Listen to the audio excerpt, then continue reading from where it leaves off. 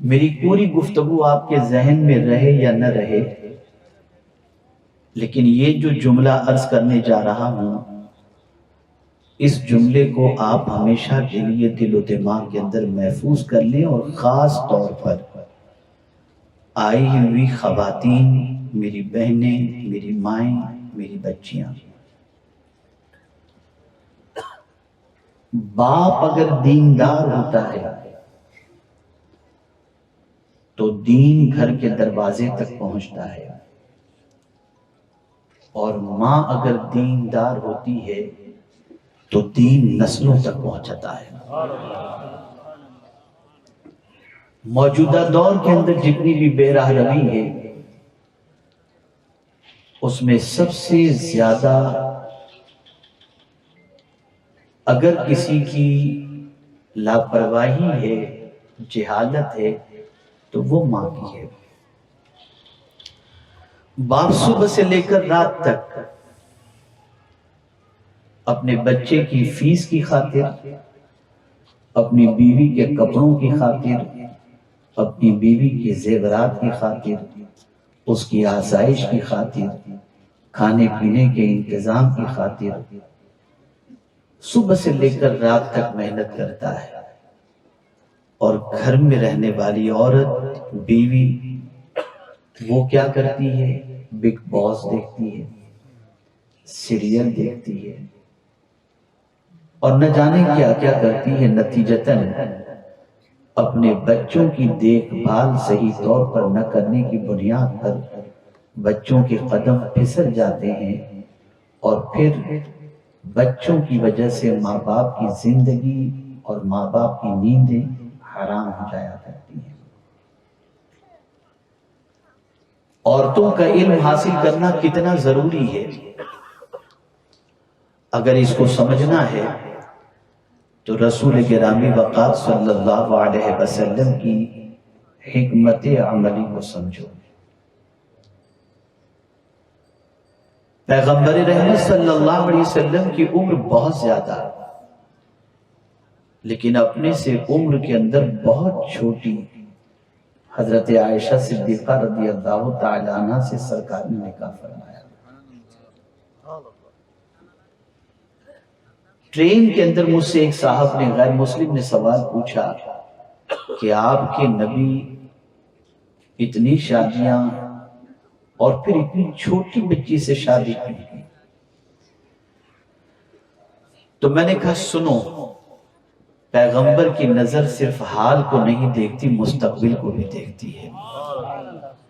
رسول اعظم نے حضرت عائشہ صدیقہ رضی اللہ تعالی عنہ میں دیکھ لیا تھا کہ یہ وہی لڑکی ہے جس سے 1/4 اسلام پوری دنیا میں پھیلے گا۔ تو رسول گرامی وقار صلی اللہ علیہ وسلم کے لیے یہی ایک راہ تھی کہ انہیں اپنے عقد میں لے کر ان کو اپنی نیابت اور اپنی وراثت عطا فرما دیں۔ آپ کو حیرت ہوگی کہ پورے مدینے کے اندر جتنے فقہا تھے کم و بیش 149، اس میں 14 جو تھے وہ بہت اونچے مقام پر تھے۔ ان 14 فقہا کے اندر ام المؤمنین حضرت عائشہ صدیقہ رضی اللہ تعالی عنہ کا نام بھی موجود ہے۔ صحابہ جب کسی مسئلے کے اندر الجھ جاتے اور انہیں کوئی حل نظر نہ آتا، صحابہ، تو آپ جانتے ہیں ام المؤمنین حضرت عائشہ صدیقہ رضی اللہ تعالی عنہ سے پس پردہ سوال پوچھتے، اور ام المؤمنین اس کا جواب دے کر صحابہ کو مطمئن کیا کرتی تھی۔ جب علم عورتوں کے پاس تھا، جب علم دین خواتین اسلام کے پاس تھا، تو ان کے بطن سے ڈانسر پیدا نہیں ہوتے تھے، نجات کے ذریعے پیدا ہوا کرتے تھے۔ فخر گجرات نے سلطان الہند کی طرف نسبت کر کے ادارے کو قائم کر کے جو کچھ باتیں انہوں نے بتائی ہیں، ذرا اسی سلطان الہند کی زندگی کو دیکھ لو۔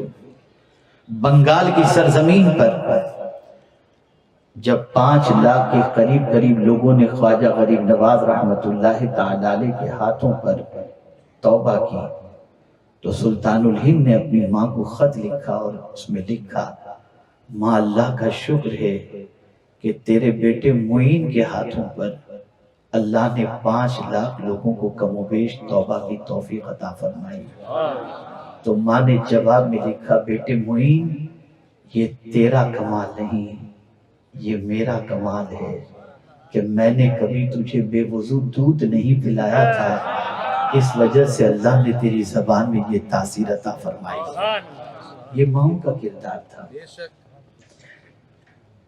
تاجدار کربلا نے میدان کربلا میں سب کچھ لٹا دیا، سجدہ نہیں چھوڑا زخموں کے باوجود۔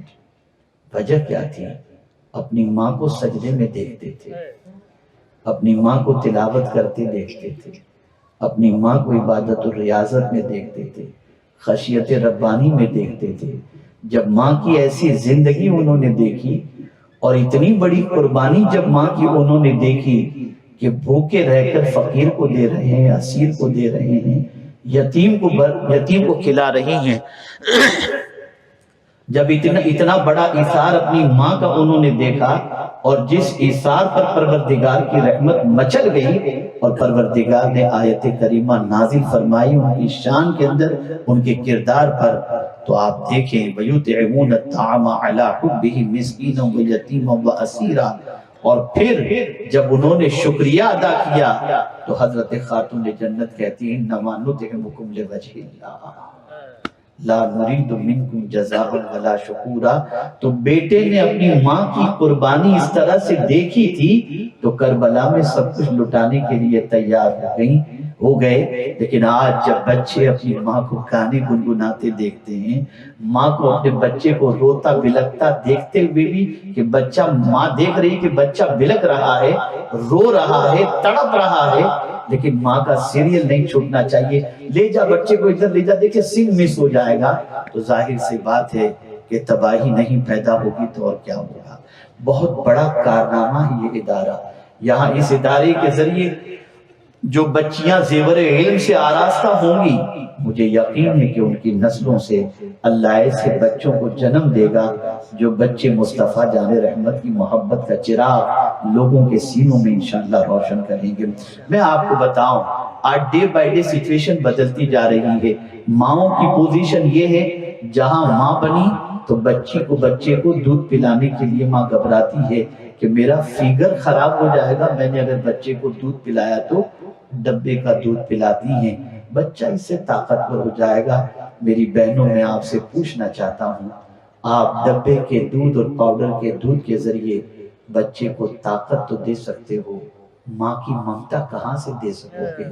ماں کی ممتا تو اس وقت ملے گی جب آپ انہیں اپنے سینے سے لگا کر اپنا دودھ انہیں پلاؤ گے، اور اسی دودھ کے ساتھ جب آپ مصطفیٰ پیارے کی محبت، درود شریف، تلاوت قرآن مقدس کر کے جب آپ اپنے بچوں کو دودھ پلاؤ گے تو یہی بچہ بڑھاپے میں آپ کو گھر سے نہیں نکالے گا بلکہ آپ کے قدموں سے چپٹ کر رہے گا اور آپ کی نجات کا سامان بن جائے گا۔